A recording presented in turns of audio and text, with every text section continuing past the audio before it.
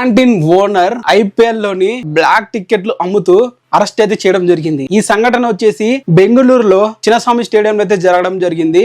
అక్కడ వచ్చేసి one of the canteen owner 181 టికెట్లు దాదాపు 17 లక్షలు పెట్టి అయితే ఆన్లైన్ లో అయితే కొనడం అయితే జరిగింది. ఇక్కడ ఉన్న స్టాఫ్ కి ముందుగానే టికెట్లు ఓపెన్ చేయడం వల్ల తనకి బాగా యూజ్ అయింది. ఆ టికెట్లని ఒకేసారిగా కొనేసి ఎవరైతే మ్యాచ్లు చూడాలనుకుని ఆశతో ఉన్నారో వాళ్ళందరికీ ఒక్కొక్క టికెట్ ని 19,000 అయితే అమ్మడమే జరిగింది. ఈ సంఘటన Sunrisers versus RCB match జరిగినప్పుడైతే షేర్ చేసుకుంది. చాలా మంది అంత డబ్బులు పెట్టి వెళ్ళిన వాళ్ళు ఉంటారు కదా, కంప్లైంట్ చేయడం అయితే జరిగింది. అండ్ దీని మీద పోలీసులు కూడా తన్ని అరెస్ట్ అయితే చేశారు ఎవరైతే క్యాంటీన్ ఓనర్ ఉన్నారో. చాలా మంది ఆర్సీబీ ఫ్యాన్స్ టికెట్లు బుక్ అనుకుంటే అక్కడ టికెట్లు దొరకవు.